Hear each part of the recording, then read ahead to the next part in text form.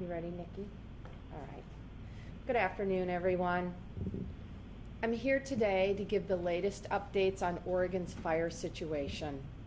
First, let me acknowledge that flags are at half-staff today in memory of those who perished on this day, September 11th, 19 years ago.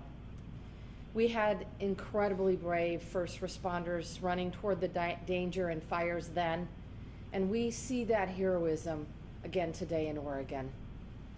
I'm joined on the phone by the Oregon Department of Forestry Fire Chief Doug Graff, Oregon Chief Deputy Fire Marshal Mariana Ruiz Temple, General Michael Stencil, Office of Emergency Management Director Andrew Phelps, and the Oregon Health Authority Environmental Public Health Section Manager Gabriella Goldfarb. Let me start with some good news today. The weather system fueling these fires over the past few days has finally broken down, and our firefighting teams tell me they can feel it. We anticipate cooler air and moisture coming in the next few days, which is really good news. Still, firefighters continue to work around the clock to save lives and property from destruction. Well over 1 million acres of land has burned, which is over 1,500 square miles. Right now, our air quality ranks the worst in the world due to these fires. Almost anywhere in the state you can feel this right now. I have directed the Oregon Health Authority and Oregon OSHA to issue a recommendation to protect outdoor workers from exposure to harmful wildfire smoke. This will aim to eliminate or minimize outside work in places with unhealthy air quality. OHA also recommends that if you're in an area affected by smoke and ash, you should restrict your physical activity and stay indoors with the windows and doors closed to the greatest extent possible. More than 40,000 Oregonians have been evacuated, and approximately 500,000 Oregonians are currently in evacuation zones. That means 500,000 people are either at a level 1, 2, or 3 evacuation alert. Level 1 means to pack up valuables and monitor the situation. Level 2 means to get ready to evacuate on a moment's notice if needed. And level 3 means leave immediately. I can't say this enough. If you are notified by emergency officials to evacuate, please do so immediately. You may not get a second chance. At the same time, if you have not gotten a level 3 alert, remember that's the one that tells you to immediately go. Please monitor your situation closely, but do not panic or try to leave immediately. We need to make sure that the roads stay open for those who are in urgent fire zones. I also implore all Oregonians to stay out of the fire zones right now. I know that rumors of looting are extremely alarming and that it's unsettling not to know whether your home is still standing. Let me assure you that we have the Oregon National Guard and our Oregon State Police monitoring the situation and preventing looting. However, if you try to go back, you are not only putting your own life at risk, but also those of firefighters and first responders who may have to rescue you. I must make this request to media as well. To all our reporters and media outlets, thank you for so quickly and diligently informing the public of this urgent and evolving situation. Right now, I ask that you too stay away from fire zones so that our first responders can do their jobs. Thank you. I know it's been a rough few days. Many Oregonians are suffering right now, whether displaced themselves or worried about their families and communities while watching our beautiful state burn. We are doing everything we can to fight these fires. Teams on the ground, are showing incredible creativity and innovation in addressing this crisis and getting Oregonians the help that they need. Yesterday evening, we learned that our federal emergency declaration was approved. This is good news. It will bring much needed federal aid to Oregon, including additional firefighting resources, search and rescue, and assistance for temporary housing for those who've been displaced. As of now, there are early reports from our state police that there are dozens of missing persons related to the fires, specifically in Jackson, Lane, and Marion counties. We will keep you updated as we gather more information. I'm grateful to be able to offer some improving news today, and even more grateful for the acts of love and support I'm seeing in every community across our entire state. Even in the darkest of times, Oregonians step up to help one another in extraordinary ways.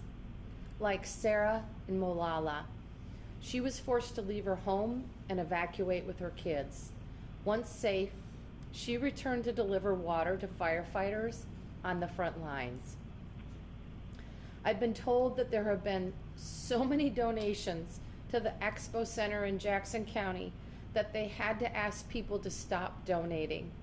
The center is filled with mountains of blankets, pillows, and supplies.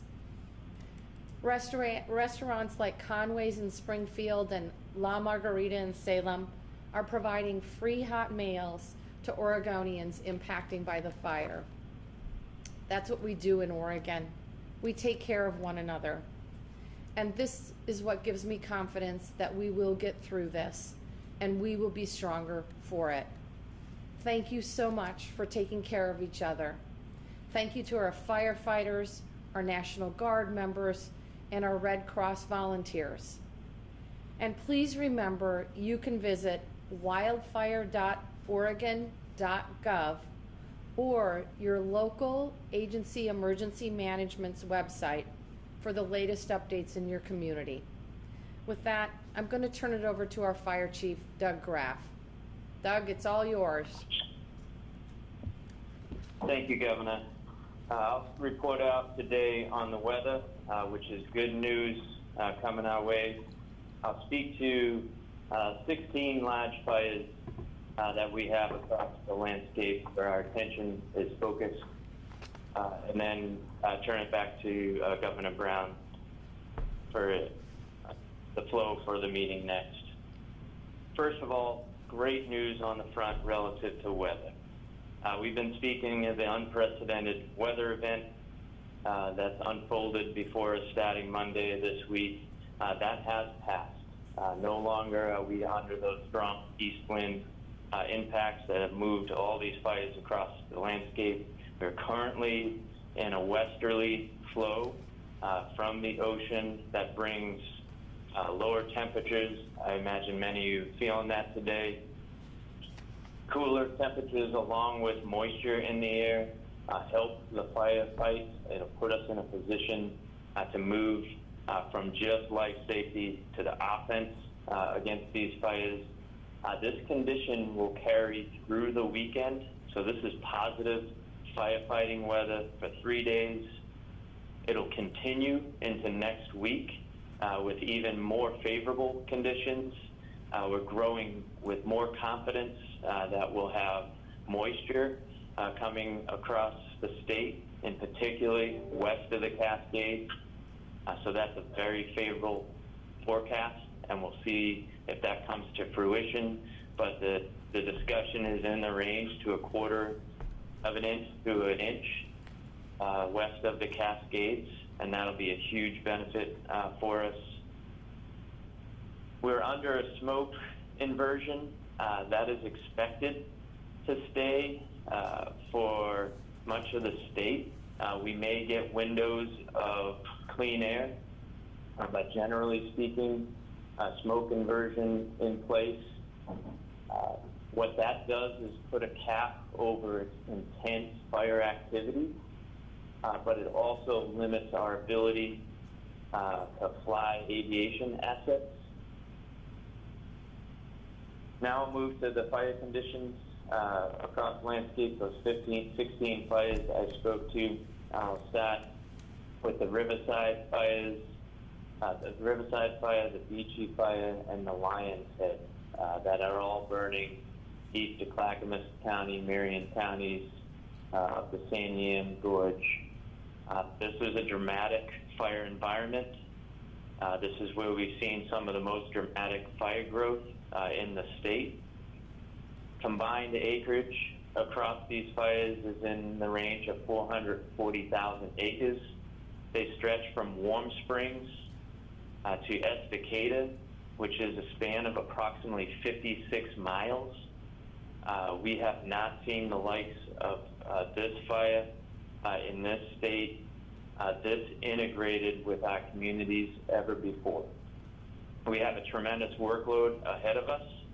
Our primary mission is to maintain control lines that we have been establishing and establish new containment lines, particularly on the west side of that fire, before it continues to encroach into Estacada, Colton, Molalla, Stock Mills, and Mayans communities.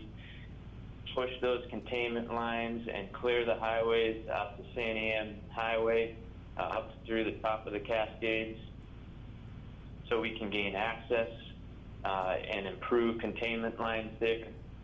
This is conversations I have not been speaking about for the past 4 days, establishing and maintaining containment lines, and the weather is going to be favorable for us. We have a tremendous amount of resources rolling our direction from states across the country to support that effort, along with military assets and then the local assets we have. Moving south, we have the Holiday Farm Fire, and that's in the Mackenzie Highway system, sitting about 156,000 acres. Absolutely impressive work in the last 48 hours on this fire.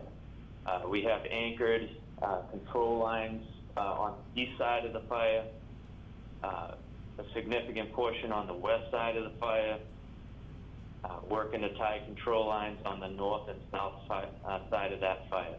A heavy effort of local forest landowner equipment, absolutely instrumental in that firefight and making tremendous progress there. Once again, continued focus on opening those highway corridors so we can triage the loss and gain access to internal control lines and continue to fight internally and across the perimeter of those fires to minimize fire spread. Moving south to the Umpqua Highway, we have the Archie Fire sitting about 115,000 acres. Establishing containment lines there, finding anchor spots has been a little bit more difficult, not as successful as the Holiday Farm, but we are making progress. Once again, a strong contingent of forest landowner asset, dozers, heavy equipment, rolled up there 7 days ago. We've been in a defensive posture on all these fires, and now we're able to take an offensive posture and push containment lines around fires. So I expect continued progress on the Archie Fire. The Fieldson Fire is a fire I have not reported out to you on, north of Crater Lake until now. Moved through Dynamite, sits at about 5,000 acres. That's a challenging ground, beginning to move federal assets and resources into that region. I'll move now to the Overchain Fire, 20+ thousand acres on the Overchain Fire. Challenging fire runs, having some confidence on control lines closer to the communities, to the northeast and east side of that fire. Open forest land, haven't got into established lines there, focusing on the life safety and starting to be beginning to establish control lines on that fire. I just highlighted finally the Slater Fire that came into us from California. That's a significant fire. We do have resources on that up through Illinois Valley, managed by an incident command team from California, integrating our local resources to support that fire. I'll stop there for one moment to highlight and manage expectations relative to these 16 fires I'm reporting on. These are the 8 fires that I expect will be on our landscape burn until the winter rains fall. Those fires represent close to 1 million acres on the landscape. And we are going to prioritize containment lines where life safety is threatened and push containment lines in deeper into the woods and hold those fires at the minimum acres we possibly can. But to manage expectations, we will see smokes and we will have firefighters on those fires up until the heavy rains of the fall. And that's simply the reality of having that much fire on the landscape. Critically important for us as a state is to get the remaining fires that I highlight off the map.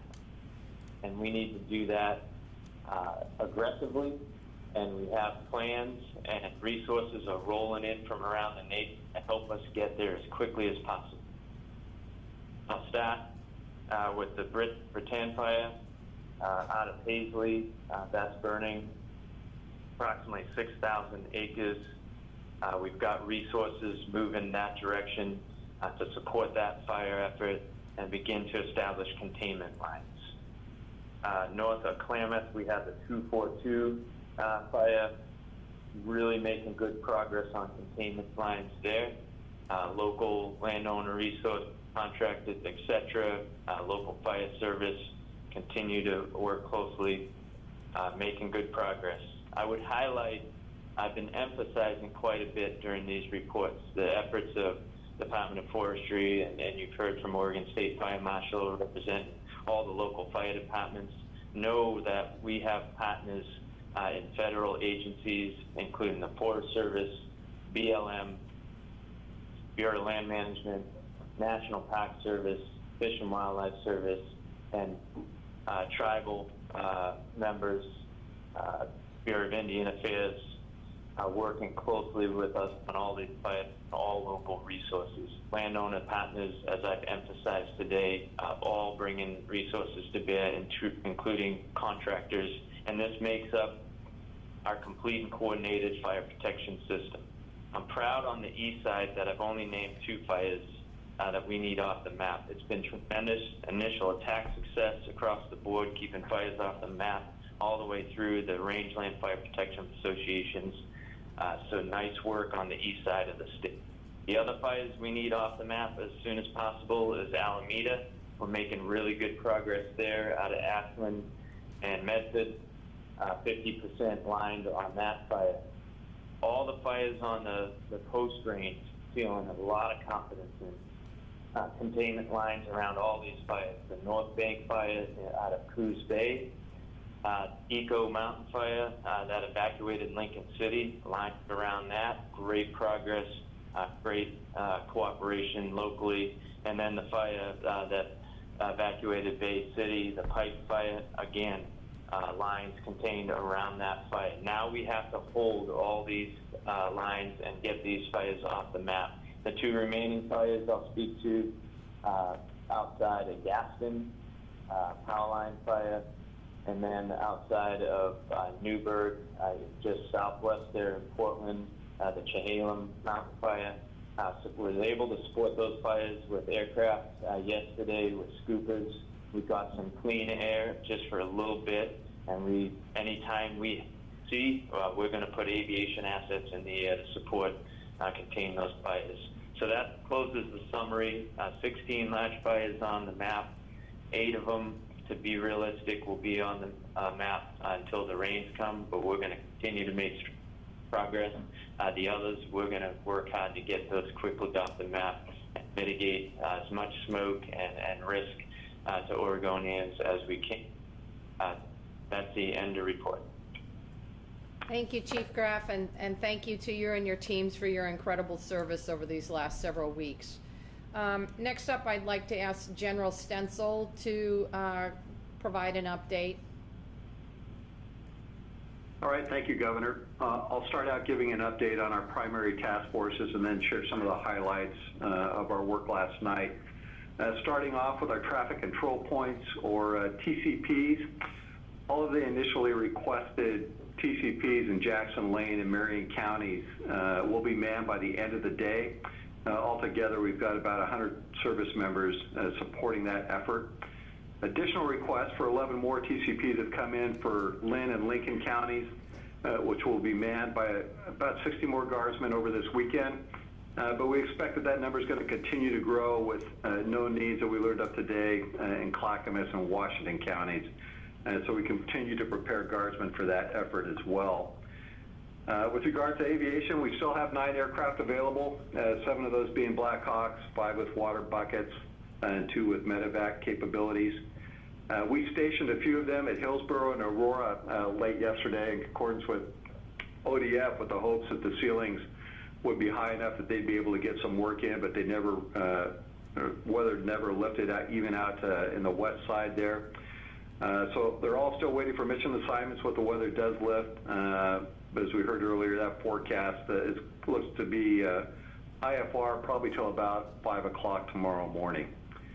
With regard to firefighting support, our 3 125-person pre-trained firefighter teams are mobilized. They're going to start arriving at fire camp tomorrow morning, with the second and third occurring across the weekend and Monday. ODF is now looking at sending them to 3 separate fires in Klamath, Lincoln, and Clackamas counties. The other day I mentioned that we were looking to expand DoD capabilities for ODF on 3 fronts, building additional Oregon National Guard firefighting teams, supporting a request for active duty Army firefighting support, and then also looking at out-of-state National Guard support requests. And all 3 of these are in progress. Mobilization's underway for 2 more additional teams to be placed within 2 weeks. I'm happy to share that through efforts with National Guard Bureau and Senator Merkley, that we've garnered approximately $700,000 in federal dollars that will go to supporting this training effort. We're also supporting ODF in their request for the active duty Army firefighting support to fight fires on the federal lands.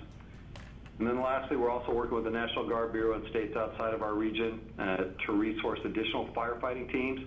We formally requested 12 20-person crews, and we're hoping to have a response in the next few days on outside states that will be able to support that effort.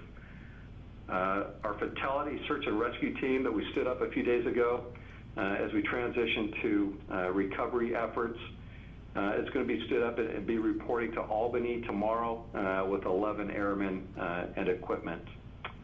And then lastly, I just want to talk about last night, a very busy night with 2 emergency response mission requests.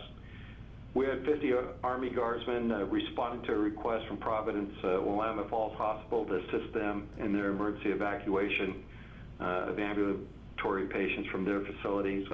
All in all reports is that went very well. And then we also supported the Department of Corrections in transporting adults in custody from the Wilsonville Coffee Creek Correctional Facility to the Deer Creek facility over in Madras. And with that, that concludes my summary. Thank you, General Stencil. We are incredibly grateful to you and National Guardsmen and women for all of your efforts. Director Phelps, would you please give us an update? Thank you, Governor. I want to thank all the previous briefers from our state partners, Doug Graff, General Stencil. My gratitude to you, your teams, the emergency responders across the state, our 911 operators, call takers, and dispatchers, and those volunteers who continue to prioritize life safety during this catastrophic wildfire event while risking their own lives. This is an incredible, dangerous situation across the state as we continue to evacuate folks and work to get Oregonians out of danger. I want to note that as the fire response changes, this has a direct impact on our evacuation and sheltering operations. I really appreciate the Governor allowing an opportunity to clarify the 500,000 evacuation number. That number does refer to the folks that were in some level of evacuation. Thursday afternoon, we had expanded evacuation zones affecting tens of thousands of people. By late afternoon and into the evening, the number of Oregonians under some level of evacuation notice had jumped to an estimated 500,000 Oregonians, with the evacuation area included more densely populated and urban areas. Thanks to improving weather conditions, overnight, some evacuation areas were changed from level 2 to level 1 notices, which also impact the estimate of those under evacuation notices. As of Friday morning, many people were advised to stay home and remain prepared to evacuate, but not advised to be ready at a moment's notice. These are important numbers to us. They're important numbers to our local emergency management partners, and they're important to the Red Cross to develop capability assessments and plan for how many folks may need some level of assistance. I also understand how important these numbers are to the public. We've got a lot of numbers associated with this disaster, and we're committed to getting these numbers right, and we're going to be working to ensure that every time we release numbers, those numbers are factual and confirmed. I will report that last night, the Red Cross assisted 2,325 Oregonians with some level of sheltering. Most of those folks were able to be sheltered in a non-congregate setting, meaning hotels and motels, and I want to thank our lodging partners for working with the Red Cross and the Department of Human Services here in Oregon to make that happen. We still had over 500 Oregonians in congregate shelters in over 5 locations. This is a really important operation to maintain the safety of folks who've evacuated, and we want to ensure that the Red Cross has the resources they need and the Department of Human Services as our mass care lead state agency to protect folks who've been forced from their homes. Part of this is additional federal and state support through the Emergency Management Assistance Compact. Last night, we received an emergency management declaration, as the governor mentioned. This provides direct federal assistance to our ongoing response operations. In advance of that declaration, FEMA provided 15 tractor trailers with food, water, cots, blankets for immediate distribution in impacted areas. They've also provided an incident management assistance team, and we have requests for search and rescue, mass care, recovery operations, communications, and additional Operations Center management support for both us here in Salem, as well as our local partners and their active emergency operations centers. We've also made requests to other states for Emergency Management Compact, or EMAC, mutual aid assistance, also for mass care, search and rescue, and emergency operations center support. We know we need help. We have asked, and many of these calls for help are being answered. I want to close by saying these fires have already resulted in loss of life, and thousands of structures have been lost. We're dealing with fire-related death, and we're preparing for a mass fatality incident based on what we know and the number of structures that have been lost. As we have more clarity and confirmation of structures that have been lost and fatality, that information will be provided, but not until we can confirm that information with local fire and law enforcement resources. I want to just reiterate the importance of adhering to evacuation orders. If you're in someplace safe, if you've evacuated and you're someplace safe, stay there. If you're home and you're not under evacuation orders or levels 1 or 2, make sure you're tuned in to official government sources. We also recommend folks register with Safe and Well with the American Red Cross, and this will help us focus our rescue and recovery operations. Thank you. Thank you, Director Phelps. I think we're ready for questions at this point. For speakers on the conference line, please remember to say your name clearly to help assist our ASL interpreters. And a reminder to press on the phone, please press 0 to enter the question queue. We're going to go ahead and kick it off with Pat from KGW. Pat, are you there? Yes, I am. Thank you. I had 2 questions. One, we're talking about all the people coming from across the country to help. There have been other reports, though, that all the resources are stretched very thin. So who's coming and where are they from? And then secondly, we've seen heartbreaking pictures coming out of the little towns of Phoenix and Talent. It's just devastation down there, and I'm sure in very many other places. But what can the government do for those folks who've lost everything? Thank you. Thanks, Pat. In terms of where folks are coming from, I don't know what happened there. Pat, in terms of where are folks coming from, we have a couple of sources. I spoke with the president last night and his chief of staff. They are working at ensuring that we have National Guards, men and women from around the country that are available to assist with firefighting efforts. The Department of Defense has a battalion trained in firefighting. We've requested their support as well. So, as you said, we're stretched very thin because of the dire circumstances all along the West Coast. But certainly the White House and our federal government have been responsive to our needs and working at getting us the people power that we need. In terms of the second question, Director Phelps, do you want to respond to that, please? Thank you, Governor. Yeah, this is going to be a long-term recovery operation. Right now, I need to emphasize we are still very much in response and life safety mode, protecting those that have evacuated, keeping them safe. The long-term recovery is going to last years. We know this because we have far too many recent examples from our friends down in California with the Camp Fire down in Paradise and some other devastating fires that they're still working to recover from. When we request a federal major disaster declaration, which will be our next step in requesting disaster assistance through FEMA from the President, this will likely include individual assistance to those that were uninsured or underinsured and help provide resources to get those folks back on their feet. I do want to encourage Oregonians, as soon as you've got confirmation or believe that you've lost significant property or you've had extreme damage, reach out to your insurance provider to begin working on those claims. Insurance companies are already reaching out, I know, to individual policyholders in some of the impacted areas, but we also want Oregonians to be very aware that every disaster, especially catastrophic disasters like this, bring people out who are looking to commit fraud. Don't let yourself be taken advantage of. Verify who it is you're speaking with, if they're from a reputable organization, and if you feel you've been taken advantage of, you need to report that information. And Governor Brown, Doug Graff here. I might expand a little bit more detail on the nation's effort to support Oregon, and it has been aggressive. We currently have a Southwest Incident Management team in Oregon on the Riverside fire. We deployed Southeast Incident Management team on the Bratton fire. Moving in, when I talk about a national system in play, we pull overhead fire management from all over the nation. We have strike teams of engines coming in from New Mexico, Wyoming.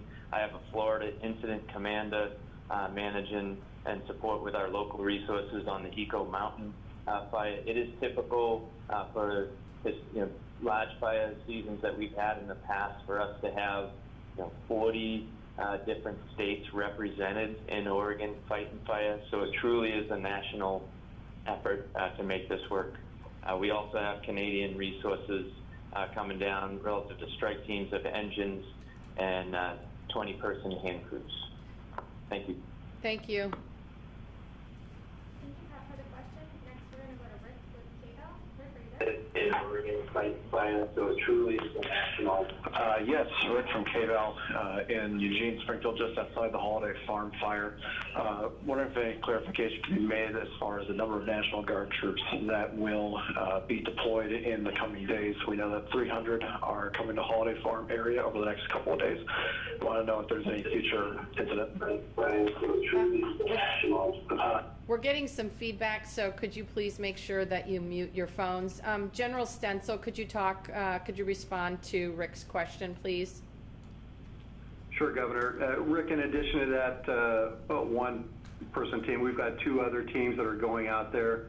Again, I just know that they're going to Klamath, Lincoln, and Clackamas counties.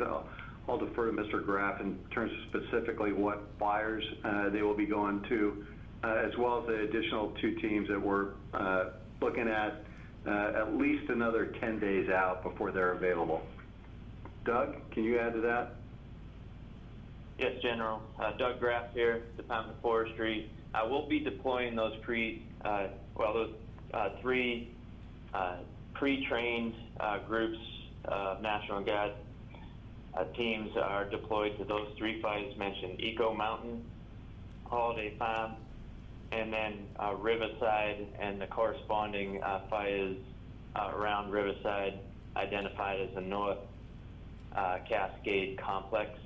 That's where the trained troops are going. We will also have, I would highlight, the traffic control points to ensure the safety and management of access on these fires. Those will be scattered throughout the state on all these fires. So we'll have significant National Guard presence on much of the fires across the state. And Rick, I'd also add General Stencil again, that in addition to that, we got the rotary wing aircraft and the H-60s that are going to be sharing in that effort with water buckets. Thanks, Rick, for the question. Next, we're going to go to Dirk with OMP. Dirk, right there. I'm here, thanks. I wanted to clarify something that the governor said. You mentioned, people not blocking the roads for folks that absolutely need to leave. Are you all saying that people should not sort of self-evacuate? I know there's been a lot of concern in the Portland metro area as the levels have creeped closer to the city. Are you saying people need to remain in place if they're not under a formal evacuation warning? That's what we're asking, Dirk, that if people are safe and not under any level of evacuation, that they stay where they are and that they remain in contact with local emergency management officials through their local county website in order to stay attuned in terms of what's happening in the area. Director Phelps, do you want to add anything, please? Thank you, Governor. Thank you, Dirk, for that question. I want to be very clear about what these evacuation level means. Certainly, if you're not under a level 1, level 2, or level 3 evacuation, you need to stay in tune with what's happening around you and stay in touch with official sources and with our media partners. A level 1 evacuation, we call that get ready. That means make sure you've got your go kit together, that you know your evacuation route, and that you're prepared to leave if you need to do so. There's no reason at a level 1 to evacuate your home at that point. I will say folks have smoke sensitivities and other issues that may force them to find someplace else to stay outside of the smoke, and I totally get that. We wouldn't discourage that. A level 2 is a get set. This means your next step is to go. If you haven't prepared yet, make sure you've got food, water, important medical papers, medication in your vehicle and you're ready to go. If you don't have transportation from your location, you need to arrange that. You need to find some way to get out of your community and know where you're going to go, either a friend's house who is a friend or family member who is away from the impact site and out of the evacuation area, or an official shelter location. And the Red Cross has been doing an incredible job of getting that information out to folks. Level 3 means the time for prepare is over. Now is the time for action. You must leave your home. What you have with you, that's what you're going to have when you evacuate. So level 1, level 2, encourage folks to stay where they are, but be ready. Level 3 means leave. And these are fast-changing boundaries. What your level is today may not be what it is tomorrow. Just to clarify, Governor, did you say you spoke personally with the president last night and that you're confident that resources are on their way and manpower will be here? I did speak with the president last night. He promised us all of his support, and we are working to make sure that all the resources and people power that we need is provided. Thank you. Next, we'll go to Hillary with the Oregonian. Hillary, are you there?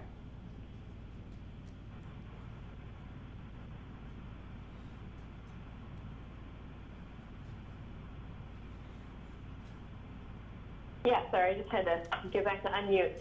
So can one of you please elaborate for us on, you said that there are known to be people who are believed to be casualties, but can you elaborate for us on the number of people who are believed to be missing at this point? What handle does the state have on that number? So thank you, Hillary, for the question. Right now, I know that Oregonians are very eager to seek information. Our firefighters are focused on saving lives, and we want them to stay focused. As we get more information regarding missing persons and fatalities and structure damage, we will certainly provide that information, but it is going to take time. Director Phelps, do you have anything that you want to add to that? Yeah, so right now we're working to deconflict what we've heard from the county level of folks that have been reported as missing with those that have been registered either in shelters or on the Safe and Well website. Again, as we have more clarity and confirmation of what those missing or unaccounted numbers are, we'll provide that information. And Hillary, obviously, the Okay, reports, thanks a lot. the reports that you've seen are initial reports, and numbers are likely to change. I appreciate that. And we just had one follow-up question. We've heard that 3,000 people are working on these fires. Could someone provide just a high-level breakdown of where they are from? I know they're small teams from all over, but high level, Chief how many are Oregon, ODF, et cetera? Chief Graff, can you provide us with a general breakdown? Or if not, we can get that information to Hillary later. Yeah, Doug Graff, Chief of Fire Protection. That's a real rough number to estimate, but I would articulate it this way: the large majority of those firefighters on the ground now are from Oregon. Okay, thanks. Thanks, Hillary. And next we'll go to Keaton Thomas. Keaton, are you there? Hi, yeah, thank you so much. I wanted to circle back to, I think it was Chief Graff who said this earlier, but just related to the, I guess, outlook moving forward, can you talk just about how you prioritize and what sort of help will come to the large fires as you kind of, I don't know if the word is extinguish, but kind of get a handle on some of the smaller fires? How do you kind of prioritize, and how does that help you later on? I know the large fires aren't going to be going anywhere anytime soon. Yeah, thank you for that question. Doug Graff here, Chief of Fire Protection. Every day at 1000 hours, I sit with my fire management peers across the region, that's Oregon and Washington, and we prioritize each fire, and then we distribute resources accordingly based on that prioritization.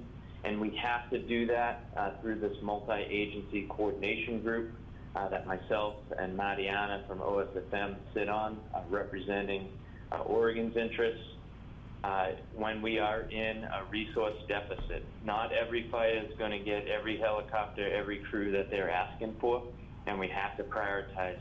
So we sit every day, 1000, and myself and Mariana with my peers in the wildland to the north in Washington, and her peer with the State Fire Marshal there, along with our federal partners.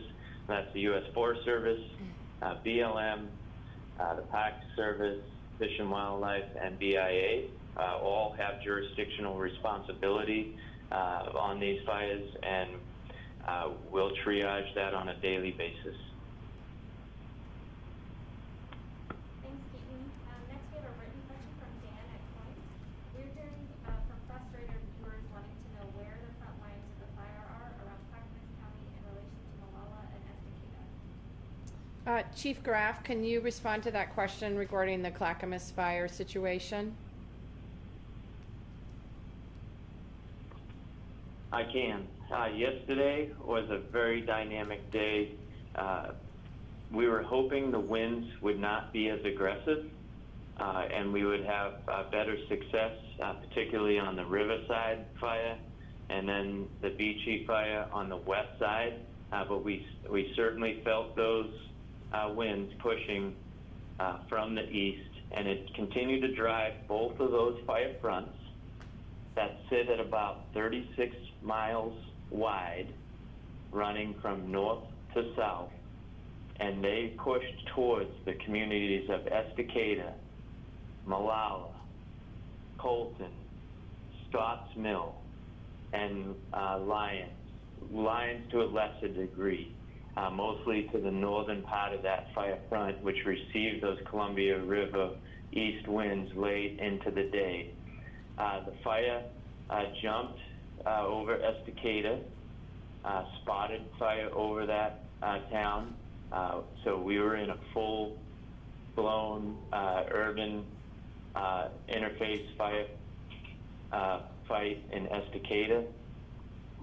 Colton, the fire stopped short, 211 on that front.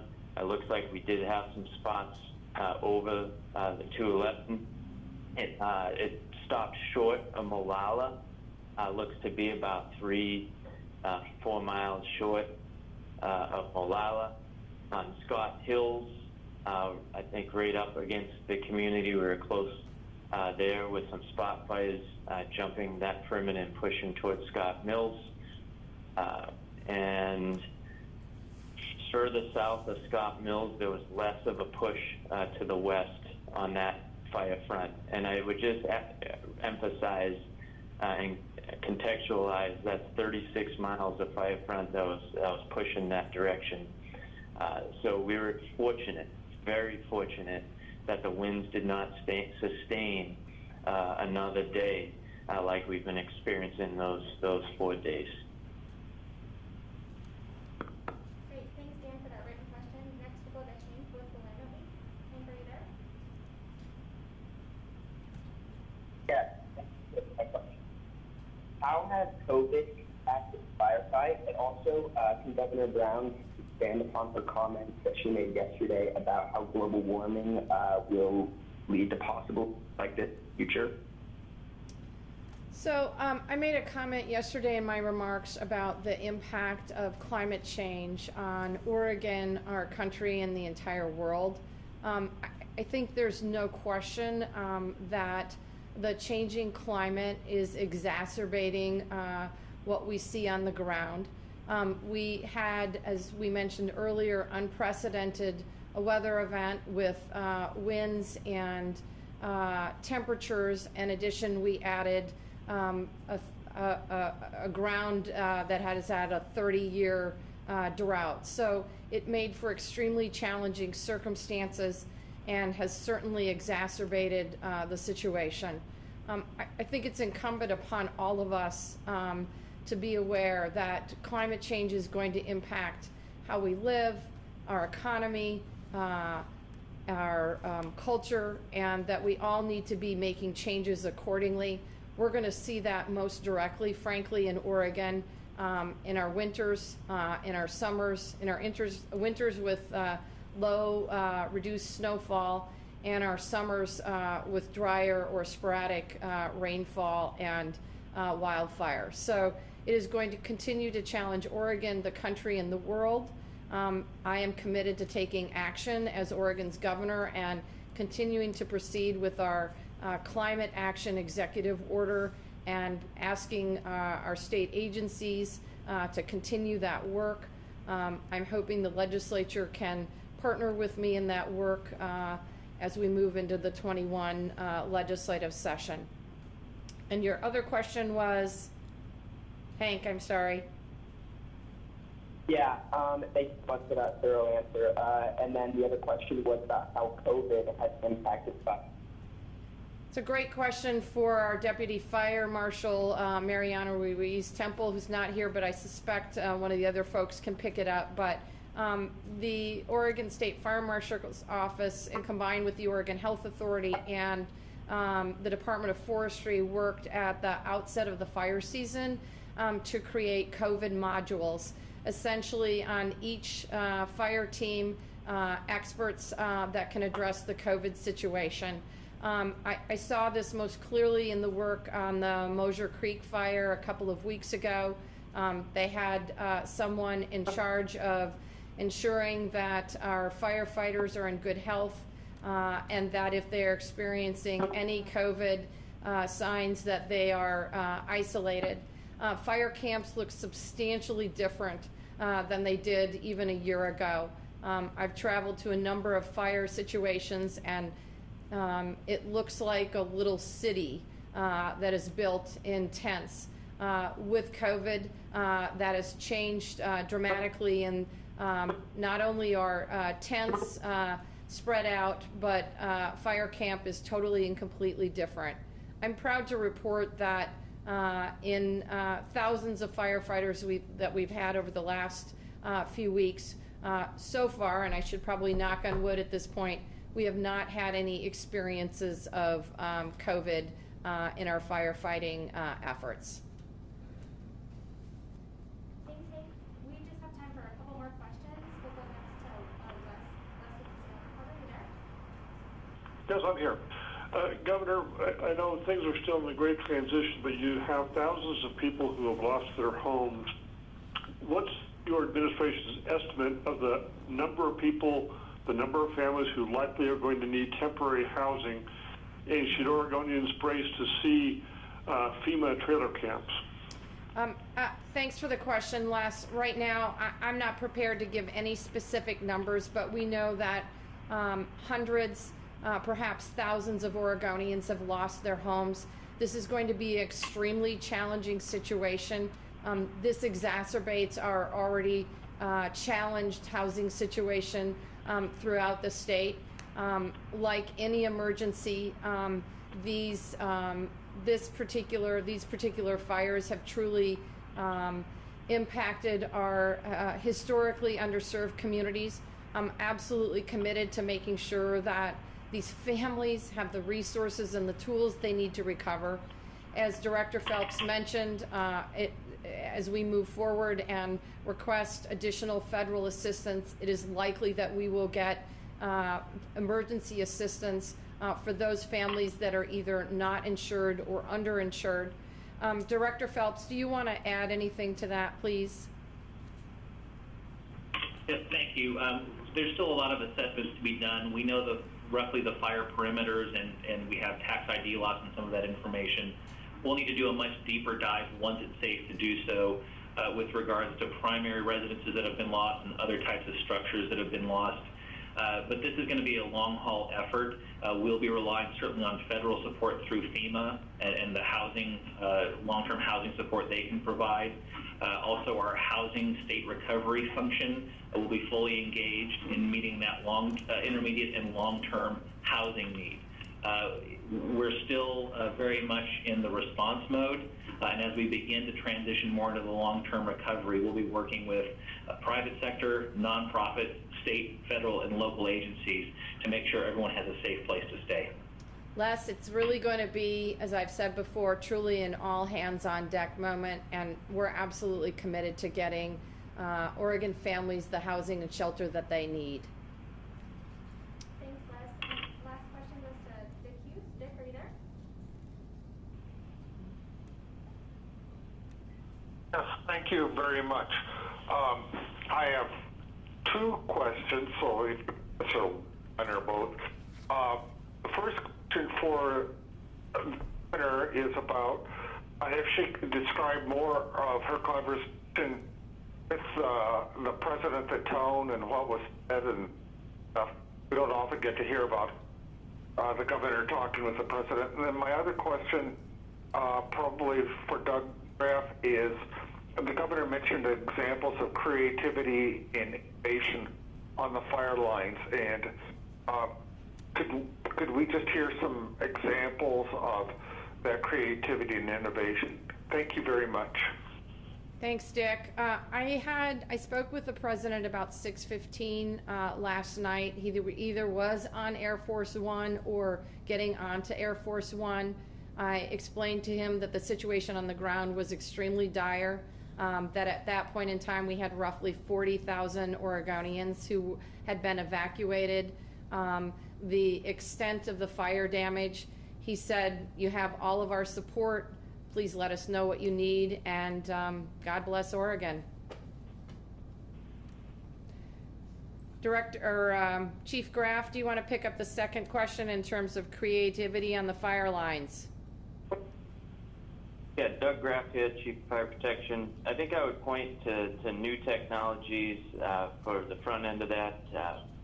We're deploying infrared technologies, not only for military assets where that has typically been housed at, but in the private sector, and then landowner investments. The last couple of years, we invested in infrared technology on the state-owned aircraft, so we'll be able to fly above the smoke and see through the smoke.